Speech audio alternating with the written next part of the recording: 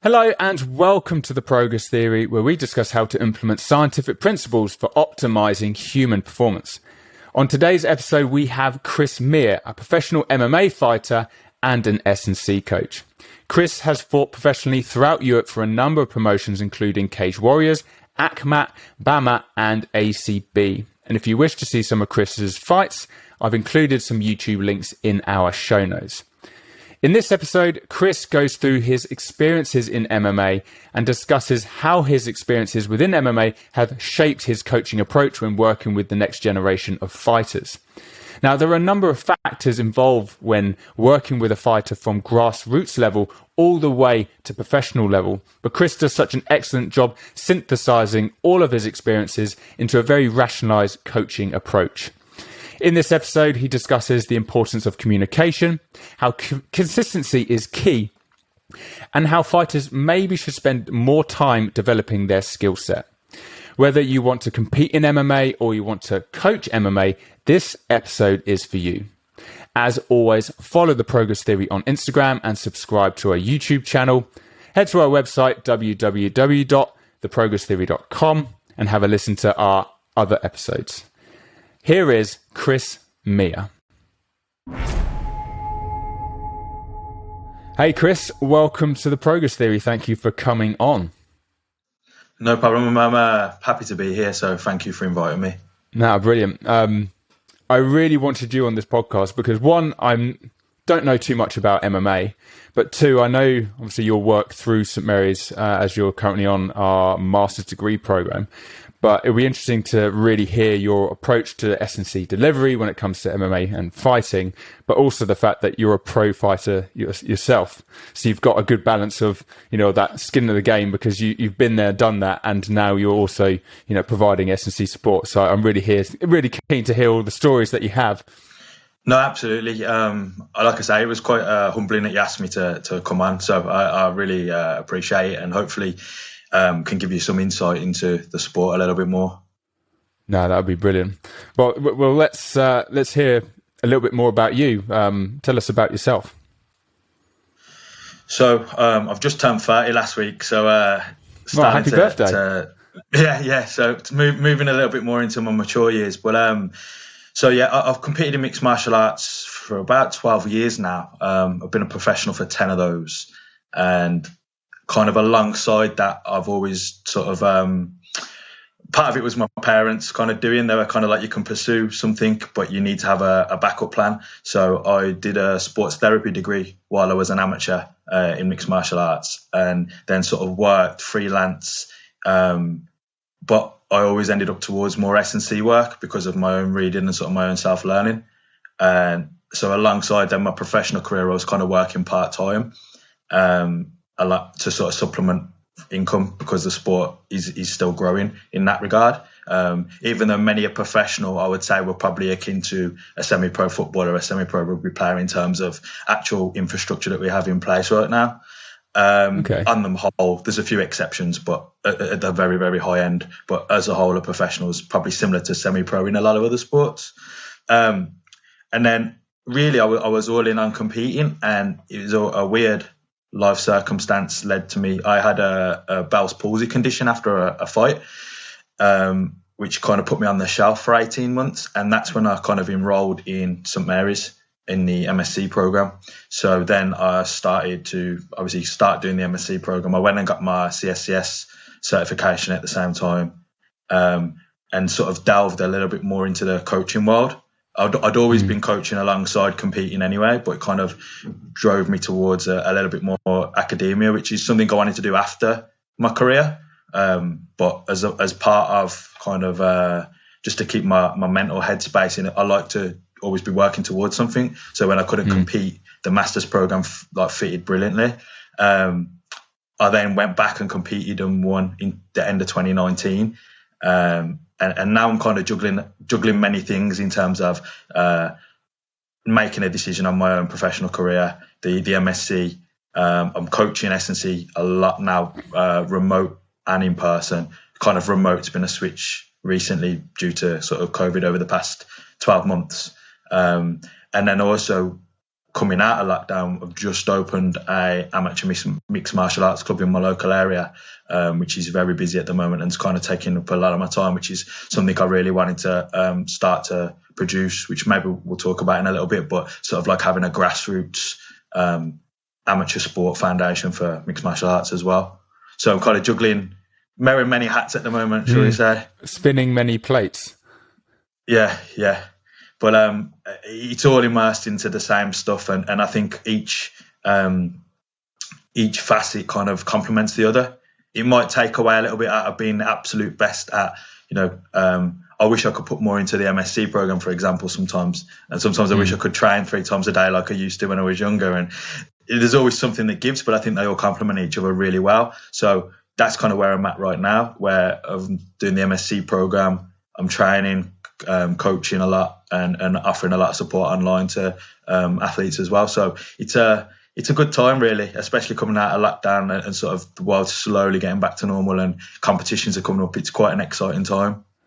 Yeah, I guess with everything coming back to normal and you spinning all of those plates, the academic, the coaching and the competing side, that kind of lends itself to see how well they all come together, because, you've allowed yourself to take a step back during COVID and work on those things separately. And now it's like the fruits of your labour are really starting to come out. So you thinking of competing very soon?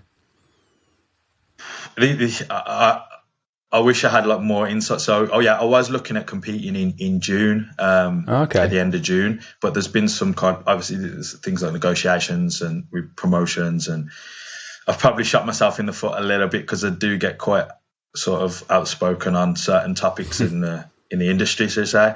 But with competing for me now, it would be for the right experience. So if there's an opportunity to travel or have some new kind of experience, whether it's financial, obviously always helps, but some kind of international exposure or something that really interests me, I will prepare and put things aside to do it.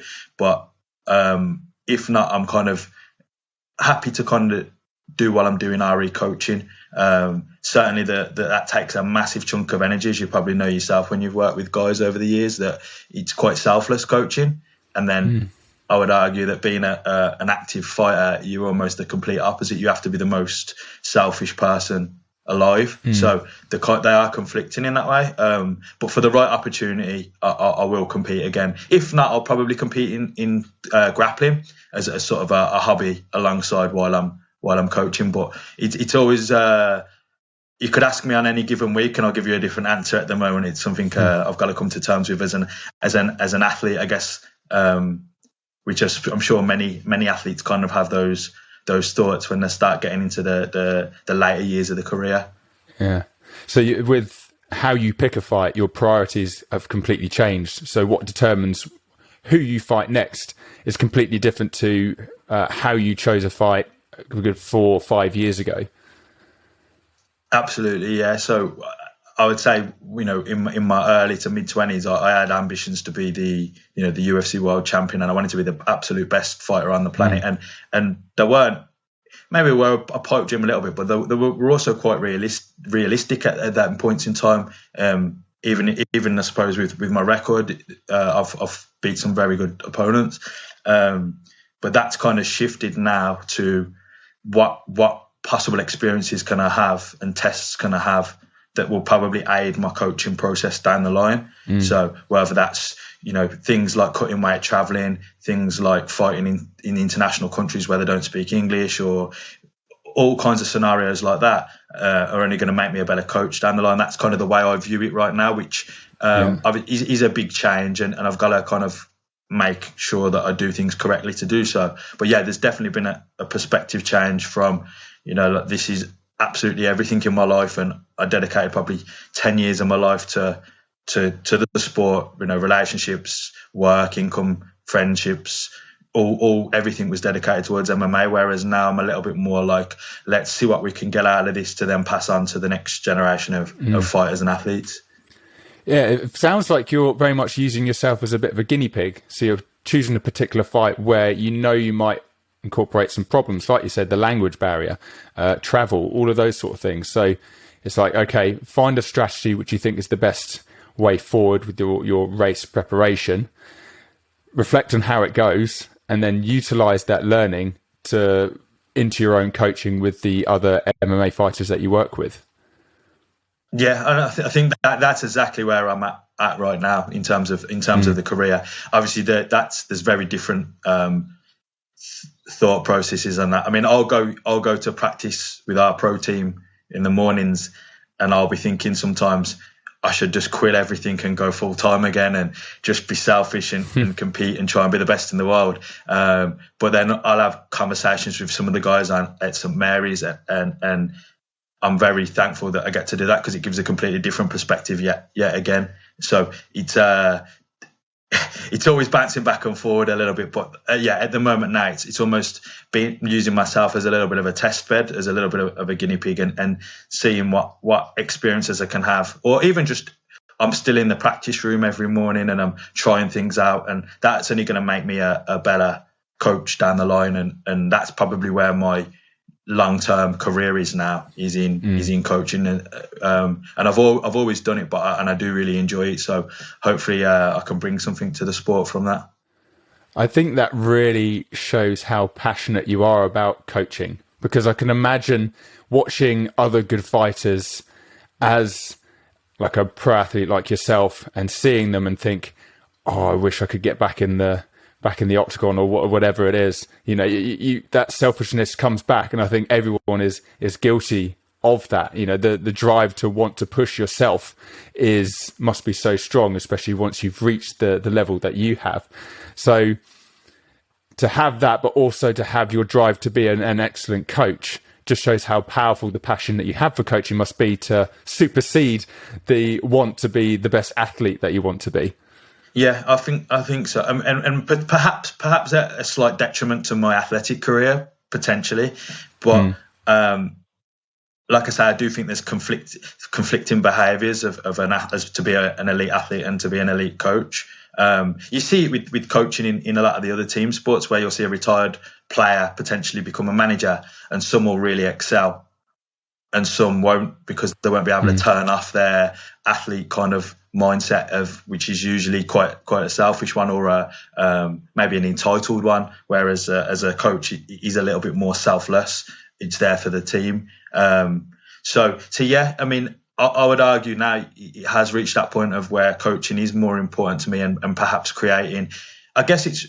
I know we haven't really talked about how I completely started in MMA, but I wanted to. I suppose it's like I want to be the person that I wish I had when I was working my way through the ranks, and potentially a lot of the pitfalls and mistakes I made along the way, whether it's injuries, career choices, lifestyle choices, you can kind of direct the younger generation into making a little bit smarter choices and being that kind of support for those that you perhaps didn't have. Yeah, definitely. What got you into MMA? I think you, on a separate conversation, you said you got into MMA when you were about 16. Is that right? What drove you to that sport? So it was pretty stereotypical, really. Like I was a small kid at school, kind of bullied a little bit and whatnot. So, but then a lot of the circles I hung around in were quite troublesome as sort of 16, 17. So I also needed to, the fundamental thing was to learn self-defense, really, and protect myself. And it just so happened that the club I went to was, it was a mixed martial arts club. I thought I just went to go to a boxing class to begin with. And it was a mixed martial arts club, which at that time were quite seldom in the UK. There wasn't tons of them. And it was home to a gym called Gracie Barra Birmingham, which had probably one of the best Brazilian Jiu-Jitsu athletes of all time there at the time, called Braulio Estima. And so the club was, the gym was in quite a big heritage of sort of, it used to be called Vale Tudo, which was like no holds barred fighting, and it into mixed martial arts. So it was just sort of pot luck that was the place I turned up at that decided to go and train, and kind of I enjoyed it there. It was a good vibe there. It was almost like a second family, although I don't train at that gym anymore. I still see the owners. They're like second parents to me. So it just kind of steamrolled from that you turn up and you start to do the different classes, and over time I kind of had a knack for it. So from a kid that was kind of like had no confidence, no self-confidence, as the more I did it, I actually was, within 6 months, 12 months, beating up grown men when I was 16, 17, and kind of had a knack for the sport. So it kind of just steamrolled from there into learn to defend myself. To, you should compete, have a few inter-club competitions. They went well. Have some amateur fights. They went well. Couple of pro fights. They went well. And then all of a sudden people are going, you know what, you could be you're actually like a really big prospect, and you could be at international level. So it was never planned. If you ask people that probably went to school with me, they'd say you're probably the least likely person to have done such a sport. But so it just kind of steamrolled then into a career and into my kind of career now as well. That's a really cool story. Just to see that you landed in such a amazing environment that helped you grow, sounds like, as a person as well as an athlete. Yeah, I mean, I speak to, I'm quite lucky that I have a lot of friends who are either retired fighters or kind of like mentors to me. And I speak with a friend regularly about things, and he's, sometimes it's easy as an athlete to not be resentful, but think you didn't do enough, or you're unsatisfied because you're always craving more, you're always craving something better. But if I was to look back on my life at 16 and then say that's what your life's going to be like at 30, everything I wished for has kind of come true. But I want more, and I want to be a world champion. I always want more. But if you were to look back and go what the sports actually give me over the past decade, it's probably everything I wanted at 16, 17 and more. So it's definitely helped me grow as a person and as an athlete. Obviously, I've improved along the years as well. I know you talk about wanting to give back the lessons that you've learnt to the MMA fighters that you coach, or be that person that you wish was around when you were 16 or just starting out. What would you say is the biggest thing you've learnt from your MMA career, which you hope to pass on? I think the biggest thing is sort of synergy or integration of everything. So, your lifestyle, what you have going on outside, just how you're living as an athlete, relationship troubles, social life, work life, family life, all of those things have got to kind of tie in then with what you're doing on the mat, what your skills development is, what your strength and conditioning is, what your nutrition is.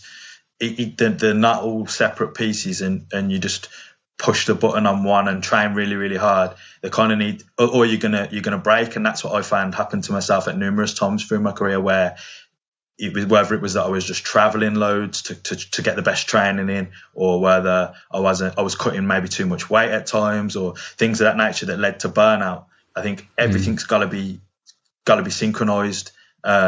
In terms of skill development, there wasn't really a thought of skill development when I started. It was more like, it was a lot of local hardman training when I first started in mixed martial arts. And then it was kind of like you did the individual disciplines. There's never been kind of like an actual synchronized program. There are now, probably the past 3 or 4 years, there are really good mixed martial arts programs in the UK. But I think passing things on is trying to get all things in check of your life, and perhaps having someone overseeing a little bit from an outside in. I have athletes now regularly that they're working 40-hour work weeks, and they're saying, I want to do more here or here, but they're exhausted, they're run down, and sometimes it's taking something away. For others that don't work hard enough, it might be adding a little bit more. So it's just having sort of kind of an overarching theme that it's not. It's a dangerous sport, so I think you need to be, all facets of your life need to be synchronized if you're going to be at the professional level. Amateur level, you have a little bit more wiggle room, but I think at the professional level, you need to be all in on the sport and kind of having all the pieces of the puzzle synchronized, rather than sort of not linking. Like, your nutrition's terrible, but you're going training 3 times a day, or you're not sleeping. Or you're working a 40-hour work week, or you're traveling 4 hours to training every day. Something's going to give sooner or later. And most of the problems in my career have come from like one of those things being missing at one point in time, and sort of leading to burnout or injury or things of that nature. It sounds so multifactorial, and having knowledge of how to balance all of those. Well, we've talked about spinning plates. being able to do that is so essential. And now, after you say that, I can really understand why the way you are picking fights now to try and find out all of these other things which could influence this as well. Language barrier, sleep, travel, all of those sort of things. So if the key thing you want to pass on is the ability to manage all of these different factors, it's needing to know all of the different factors or have experience in experience all of these different factors to have a better understanding of how they can all interplay. So now I can definitely see why, that is one of the key things that you want to pass on to the MMA fighters that you want to work with. Yeah. And I think obviously that having a background in the skills of the sport will help sort of generate sort of a continuity with what's going on in the sports practice and what's going on in strength conditioning, because I think oftentimes in the past there's been big separation between the two, where there's a saying that too many cooks spoil the broth, where you might have 5 different coaches you're working with, none of them talk, they're all giving their own spin on training and conditioning, then you're doing your strength work, and again it's that kind of like synchronization between all the different types. But I think having the ability to use skills to then also drive certain adaptations and things like that's kind of the thing that I'm really interested in, from the standpoint of mixed martial arts, of overseeing all the different bits of from skill development to fight preparation to weight cuts and I'm happy to outsource as well, and sort of there's things that I don't know, and if I don't, you can go, well, this person helped me here in my experience, and they're more qualified in that area of this of performance. So having the ability to go, right, well, this is a physiotherapist I work with when I had this injury, they're really good, they understand the sport. Or here's a dietitian who I've worked with when I've made weight, that's a person to go and speak to, because I can give you some general advice, but sort of having the ability to outsource and network to outsource with it. Yeah, that ability to develop your own network and know when to push yourself as a coach or when to step back and let someone else use their expertise to benefit the athlete. You mentioned a lot about skill development, and I found it quite interesting that you said it wasn't a big focus, but there was a bit of a change in about 3 to 4 years ago. If you are working with someone they have aspirations of being an MMA fighter, but they're quite new to the sport, I would assume someone like that would have to have a big focus on skill development. What kind of key things would someone of that caliber need to work on from a skills perspective, in your opinion? So I think someone who's just starting, it sounds obvious, but I don't think enough people do it. Is going to like a beginners classes certainly in MMA, but also in like the sort of underlying disciplines of mixed martial arts. So generally like Brazilian Jiu-Jitsu, wrestling, boxing or kickboxing, and then usually there'll be some kind of mixed martial arts class. And that's kind of what I've wanted to set up, which I've recently set up an already established gym in Solihull, where I live. And that is like a grassroots mixed martial arts program for guys who want to get into the sport, but the may struggle to sort of have that coaching to bring them up to speed, to a decent level. What we tend to find, if you were to look at, say, the city of Birmingham at the moment, we have we're probably one of the best cities in the country in terms of our athletes, but a lot of us have kind of figured it out for ourselves over years and years of training, different gyms, different coaches, and kind of pieced it together ourselves through experience and through international travel and things of that nature. But for the guys, so we have our sessions, and they're great, and they are heavily influenced around building skills and refining skills, more tactical considerations, I would say, than anything else. Sort of tactics and game planning, and like really going over what we're already good at a lot of the time.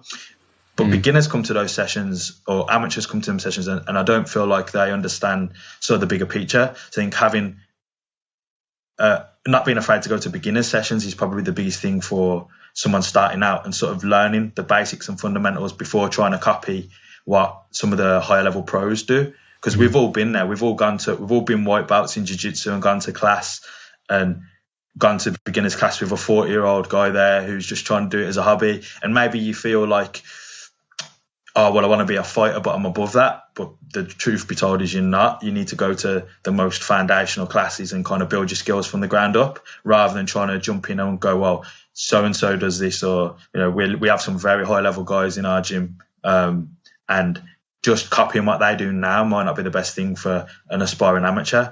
You probably want to copy what they did 5-10 years ago, not exactly what they're doing now. So do you think people typically rush their development? They see what they see on UFC, they see what they see on TV, Sky Sports, all of that sort of thing. And like, well, I want to get there. And they just rush their skill development and maybe compete too early or too regularly too soon. Yeah, I do think so. And I think some of that probably comes down to sort of the culture of society right now, in terms of social media and sort of like having an image on social media, and I don't know, you call it clout chasing, I guess. It's kind of like trying to appear to be perhaps something you're not just yet. And instead of putting in some of it can be quite humbling to go and train, for example, jiu-jitsu at a hobbyist class and get tapped out 5 times by a dad of 4 who's 38 years old and a bit overweight.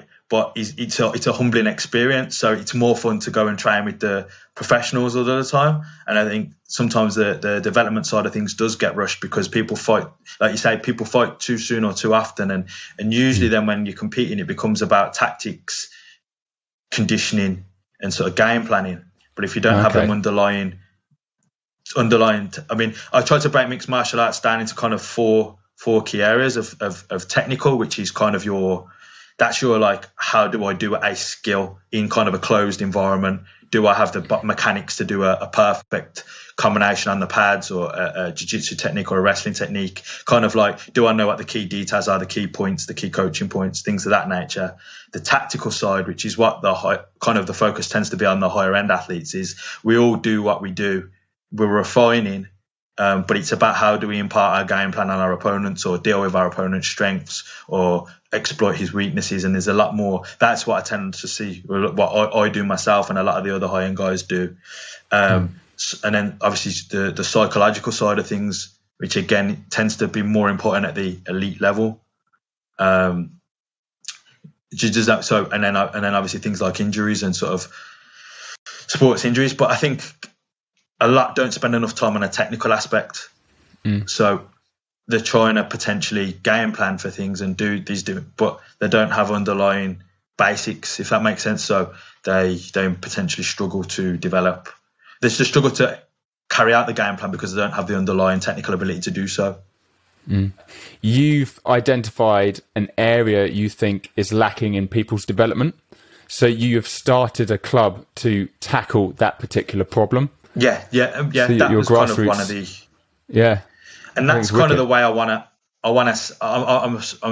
kind of the way with the club that we have is I want to almost keep it an amateur club, and then when guys are ready to turn over to professional, there's many good gyms in the city that I think are exceptional for like high level guys, and I think it is just potentially having some separation between like a lower level amateurs and then sort of the higher end pros in terms of structure of training.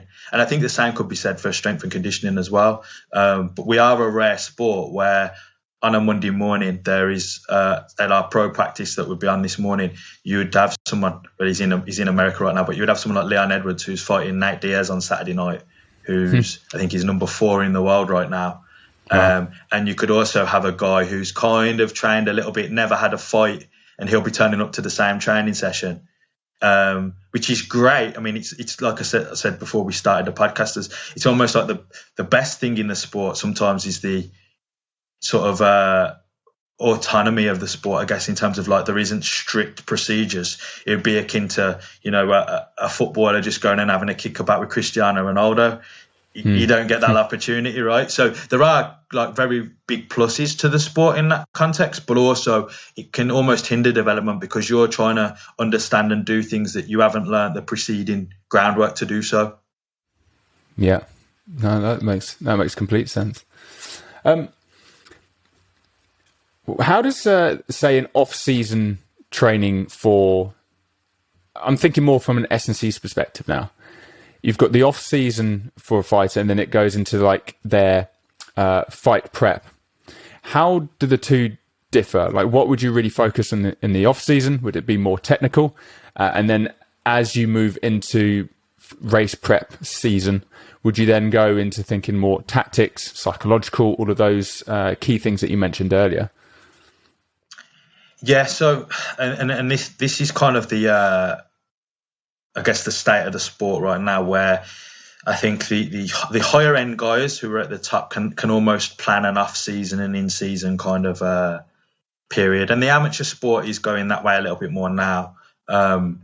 So generally in the off season, yeah, it will be things like skill development, perhaps some more emphasis on the individual facets of the sport. So like your typical like boxing, Brazilian jiu-jitsu, wrestling, Thai boxing, and perhaps sort of in their purest form. So an actual boxing for boxing's sake, doing jiu-jitsu, LA Jiu-Jitsu, Club for Jiu-Jitsu's sake, which they all have different rules and constraints which make them unique and potentially differ from the actual sport of mixed martial arts. But a little bit more time on actually maybe honing on the individual skills. Strength and conditioning, it depends on the athlete to some extent in terms of are they moving up a weight class or are they near the weight. That may impair what you sort of do in terms of generic. But the big drivers of off-season for strength conditioning, in my opinion, are sort of driving maximal strength and sort of aerobic capacity. Most of the programming I do in the off-season has quite a big focus on those two things because of the effect they can have on downstream down the line in terms of peaking phases or starting to look at higher velocity movements or starting to do more intensive conditioning modalities as you would do in a fight prep. I think a thing that's perhaps it's starting to get there, but in terms of mixed martial arts S&C, in rugby, you do not train a winger like a prop. The S&C would potentially look different. The attributes are different. Mixed martial arts, depending on the style of fighter, the weight class of the fighter, may dictate how they end up fighting and certainly how they end up potentially peaking. But the underpinning things of sort of maximal strength or strength development and aerobic capacity kind of complement whatever route they go when they do sort of pigeonhole towards the specific needs of the athlete. So that's kind of the philosophy I have on things. They also have a massive they have a residual effect, right? So they last quite a long time. So by developing those kind of underpinning characteristics, you kind of they don't detrain as easy as some of the other things like speed, glycolytic endurance, things of that nature.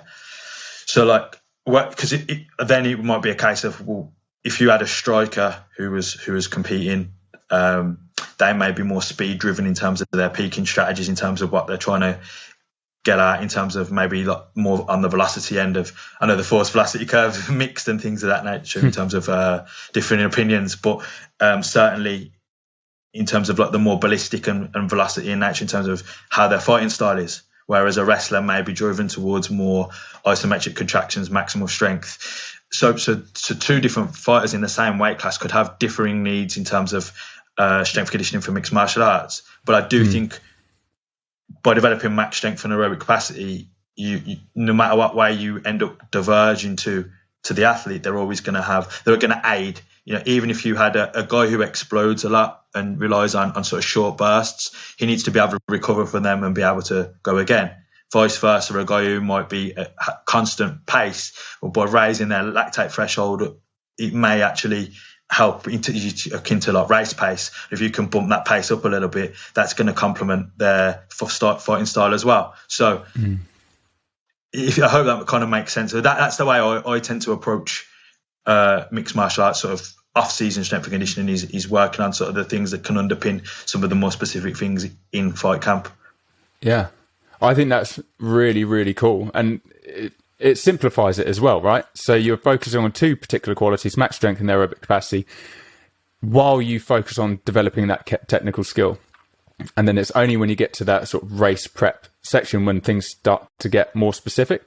Do you often see coaches try and make things more specific to certain wrestling and striking styles too early. So they're doing it in the off season, say, when really they should be just developing that base, their aerobic base and strength base, and working on their skill set. Yeah, I believe so. I think a lot of the strength conditioning sort of dogma of mixed martial arts has always come down to that it's almost a self-funded sport. So who you work with is down to who you're willing to spend your money on, and it kind of may mean that there's a quite a watered down product in terms of who you work with, who's actually working in the field a lot of the time. So a lot of the time it may be just generic personal trainers who'll do a bit of strength work with someone, or the friend, or someone that they know, or someone who will sponsor them, because it's not quite as organised as other professional sports. But yeah, a common mistake I see is probably misunderstanding sort of what dynamic correspondence is, or what specific training is in terms of simulating potentially wrestling kind of movements, striking movements in the weight room or in the training room, in sort of strength conditioning, or mimicking kind of like the work to like 5-minute circuits and things of that nature to simulate a fight too soon. I personally don't believe you need to do it at all, but I can see some potential merit of doing it near fight time. But people doing fight circuits 3 months away from a fight, for me, potentially shows a lack of understanding in terms of like long-term energy system development and sort of what's required from the sport. In a perfect world, how I would like to structure people's off seasons would be in the weight room, having a big focus on improving maximal strength, and always keeping in bits of sort of using sort of a slight almost keeping everything else in a little bit, like vertical integration kind of style, as in like you'll still be doing some power development in the warm-ups, still be doing some accessory work, but predominantly making the key focus on maximal strength potentially in the off season, and then aerobic capacity. But in an ideal world, then getting aerobic capacity from our skills work. I'm of the belief a lot of people get tired, not only because they might not be physiologically capable of certain outputs, but they're technically not good enough. So they're wasting energy. The greatest example I can always give is like Khabib Nurmagomedov, who's arguably regarded as the best fighter, certainly of the past 5 years. Everyone who fights him gets exhausted, absolutely exhausted. And these are some of the fittest fighters in the world, but he's technically better. He dominates position. He's tactically aware. All of these things play into conditioning as well. So from my point of view, like from an off season, if we can be getting our aerobic capacity work with skill development, I think that's a way we can drive adaptations while also getting technically better. Yeah. So you've stated this as your approach, but you also think it's a bit of an issue within the sort of fighting community and preparation for fighting. Do you see this issue as well at the elite, like UFC level as well? So it isn't just like amateur fighters are making this mistake. Pro fighters are also making this mistake. Yeah. Like super common. It is getting better because like recently the UFC have sort of invested in the Performance Institute in Las Vegas, and they've produced a fantastic handbook. I think it's about 400 pages on sort of strength and conditioning for mixed martial arts, literally covering everything you could ever want to know at this point in time, collecting all research, in-house research plus external research on the sport, and it is phenomenal, and it gives a direction of training for guys. But athletes still have complete autonomy over what they do. So I'd say this is something I've changed my mind on. But so maybe 2 years ago, I was very much of the opinion of like, people are doing this wrong, and I can't believe how fighters are doing X, Y, and Z, because it makes, if you look, a lot of stuff makes no logical sense. But the more I look now, I believe that if a fighter believes in something and they can consistently do it year round, it's going to yield the best results, regardless of what that modality or training is. And I know it's kind of probably a bit hard to hear, because a lot of us, we spend a lot of time working on like the best programming, and we get our qualifications and we get all of these things, but fighters aren't forced to work with someone who's qualified.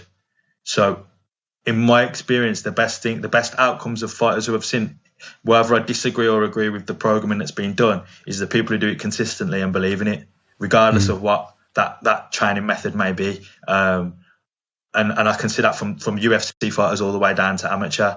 That may be, we have fighters who do gymnastics training alone. Now, some of it's got great merit, some of it, there's obviously holes in the methodology, and there's certain things that are missing, but they do it year round. They're in great shape. We have guys who do. What I'm saying is, I used to be quite perfectionist in terms of programming, and I still am in terms of what product I deliver. But I have friends who do different programs, different styles of training, and the biggest thing that's led to success of a program really is just the consistency to it. No, that does make sense. I was starting to reflect on my question, because I was calling it a mistake, but I guess it's, you have your opinion on how someone should train, and you have your own S&C philosophy, and your approach has a really strong rationale behind it. So, but it's still like your opinion. So if someone trains slightly different, you're saying, no, I think you should do this. It's not saying it's a mistake, it's wrong, but it's, I personally think for these reasons why it can improve. And I think that's quite, it's also quite an impressive or an important message around consistency. There are going to be a number of approaches, but as long as you are consistent with your approach, you're still going to improve. And I guess it's those athletes that are constantly, oh, do this. No, I've just read about this. I'm going to do that instead. Oh, I've just read about this. Oh, I'm going to change it again. It's that constant flipping between approaches is what slows down their progression. Whereas really, if you stick to one, be consistent with it year in, year out, that's where you're going to start getting results. Yeah. I mean, I was very much a couple of years back of the opinion of I used to think, why have I gone and got certified? Why am I doing a master's program to then see someone do something that's just completely obtruse a lot of the time? And I still think we should be driving for better standards within strength and conditioning in our sport. But I do also see the value of just doing something with complete intent and belief, as equally as important as the perfect program. Especially in a sport where it does make a difference, obviously strength and conditioning, but I also think not probably as much as we think in mixed martial arts. It's a delicate balance, right? Because you want to give the best practice possible, but also you got to understand that these athletes are very individual, and sometimes they do crazy things, and maybe because they're a little bit special and they like doing this, that might be their edge when they compete. And if you were to take them away and talk rational and have everything rational and have everything purposefully planned, that they might, on theory, be the best trained ever, but maybe psychologically they struggle. They're sort of the things I go back and forth between best practice and then also going, you know what, if this athlete's happy doing this and he's making progress doing this, it's better than him doing a program half-assed or changing from program to program or coach to coach. Them just sticking to one belief system potentially. I still think there's probably a better way, but I can see the merit of the athlete side a little bit more now than I used to. I mean, I love your philosophy, and I completely agree with it. Maybe I'm being biased here, but I think people take either advantage or they don't appreciate skill learning as much as they should, and developing that while developing a base, and then just going into the specifics when they need to, when they're headed toward a specific goal, like a fight.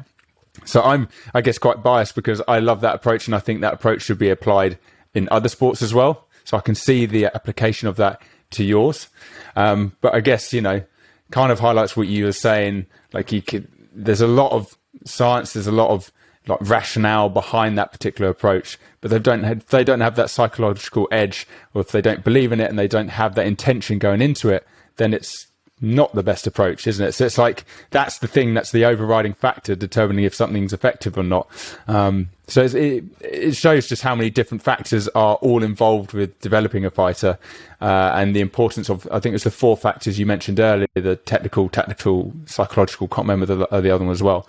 But those are the 4 key pillars, and you need to make sure that all 4 of them are good to create a very good fighter.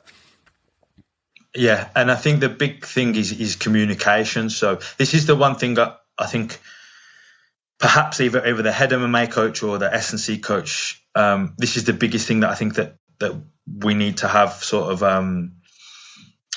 that where I think the education does matter, and that's sort of having an overriding training plan for the week or month, including technical stuff, including conditioning, including strength work, and communicating with other coaches. So like, I'm quite a big fan of sort of the high-low models of training and things of that nature.